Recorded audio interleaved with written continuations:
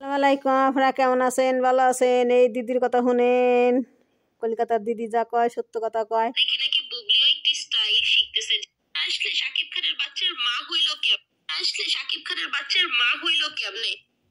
বুয়া, আপনি জানেন না কারো উফ, বুবলির এই হট লুক দেখে দিদিমণির ভক্তদের তো মাথা পুরাই নষ্ট হয়ে গেছে। কোথায় কি বলতেছে নিজেরাই হয়তো জানে না। ওই যে পাগলের প্রলাপের মতো, কোথায় আগারতলা আর কোথায় বেলতলা। পূজা চেরির সাথে কম্পেয়ার করতেছে বুবলির। পূজা চেরি দেখা দেখি নাকি বুবলিও একটি স্টাইল শিখতেছে যেন শাকিব খানের নজরে আসতে পারে। আরে বাবা, শাকিব খানের নজরে না আসলে শাকিব খানের বাচ্চার মা হইল কেমনে? বুয়া, আপনি জানেন না কারো বাচ্চার মা হইতে গেলে কারো নজরে আসতে হয় না, খাট গরম করতে হলেই জানি। আর হ্যাঁ, আপনি বললেন না নজর নজর শাকিব খানের বুবলির প্রতি কোনোদিনও পড়ে নাই। ওটা ছিল অভিমান, অপু বিশ্বাসের প্রতি একটা অভিমান ছিল। 2017 সালে অপু বিশ্বাসের সঙ্গে শাকিব খানের যা হয়েছে সেটার একটা অভিমান, একটা রাগ। সেই রাগটা অপু বিশ্বাসের প্রতি দেখাতে গিয়ে সেই তখন বুবলির সঙ্গে সম্পর্কে জড়িয়ে পড়েছিল। আর সেই সুযোগটা নিয়ে বুবলি ম্যাডাম শাকিব খানকে ব্ল্যাকমেল করে তার বাচ্চার মা হয়ে গেছে।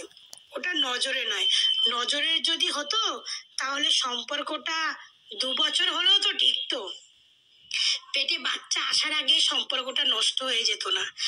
অপু বিশ্বাস 8 বছর সংসার করেছে, আর আপনাদের বুবলির পেটে 1 মাসের বাচ্চা আসতে পারেনি, তখনই সাকিবের সঙ্গে সম্পর্ক নষ্ট হয়ে গেছে। আপনাদের লজ্জা করে না এই বিষয়ে কথা বলতে? একটু লজ্জা করে না?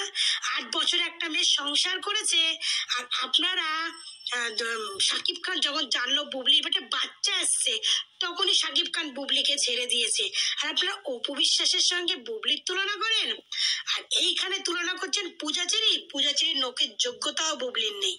বুবলি এতদিনের সব থেকে সুন্দর একটা লুকসের ছবি ভাইরাল হয়েছে, এটা আপনারাও জানেন। এতদিন বুবলিকে এরকম লুকে কোনোদিনও দেখা যায়নি।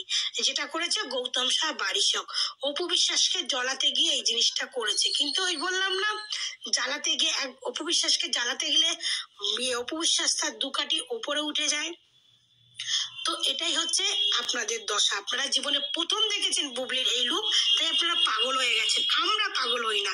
আর পূজাচেরির নোকের নোংরার যোগ্যতাও আপনাদের বুবলির নাই। পূজাচেরি একজন প্রায় বলিউডের নায়িকাদের কাছাকাছি তার ফিগার, তার লুকস। আর পূজাচেরি দেখেছেন আপনাদের বুবলি ম্যাডাম এত সুন্দর লুকস, অথচ সেই আবার রাস্তা ফিতা কাটা এই সমস্ত করে বেড়াচ্ছে। অপু বিশ্বাসকে কপি করতেছে। অপু বিশ্বাসকে বলেন না ফিতা কাটে, অপু বিশ্বাসের ফিতা কাটাটা কপি করতেছে। কিন্তু পূজাচেরিটা দেখছেন এগুলো করতে? দেখেন নাই। অপু বিশ্বাস করছে নিজের জন্য, নিজের ভালো লাগার জন্য সে করছে। কিন্তু আপনাদের বুবলি ম্যাডাম কেন করতেছেন? বুবলি ম্যাডাম সিনেমা জগতে আসার কথা বলছেন। সাকিব যদি দয়া না করতো বুবলি ম্যাডামরা কেউ বাথরুম পোছার অভিনয় দিত না। সিনেমা তো অনেক দূরে থাক, সাকিব খান দয়া করছিল বলে ও বুবলি ম্যাডাম অভিনয় করতে পারছে। সাকিব খান ছাইরা দিলে কেউ।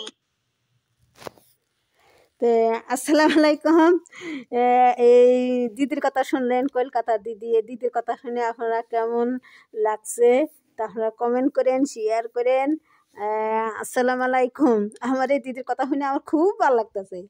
দিদি যা কইছে না আমার হের খুব ভালো লাগতেছে। এর বুবলির ভক্ত একেবারে সাবান দিয়ে হেরে ধুয়ে দিছে। বুবলির ভক্ত না হের সাবান দিয়ে ধুয়ে দিছে, সাবান দিয়ে ধুয়ে দিছে, বাথরুমে সাবান দিয়ে ধুয়ে দিছে। এই দিদি বুবলির ভক্ত সাবান দিয়ে ধুয়ে দিছে। তো আমার কাছে খুব ভালো লাগছে। অফিসের বদনাম করে এই বুবলির ভক্তরা, আরও বুবলিরে প্রশংসা করে। বুবলি যদি ন্যাংটা একটা ছবি তুলে সেটার প্রশংসা করে, আর অফিসে যদি শোল ডাইকাটা ছবি তুলে তার দুর্নাম করে। এই বুবলির ভক্তরা এত খাচ্ছর, বুবলির ভক্তরা। বুবলি খাচ্ছর, তার ভক্তরা খাচ্ছর নি। তো এই দিদি আবার অফিসে ভালো ভালো ভিডিও বানায়, আমার কাছে খুব ভালো লাগে।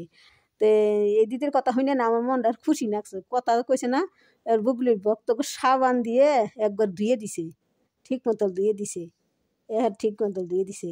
তো আমার ভিডিওটা আপনারা দেখেন, লাইক করেন, কমেন্ট করেন, শেয়ার করেন। আসসালামু আলাইকুম।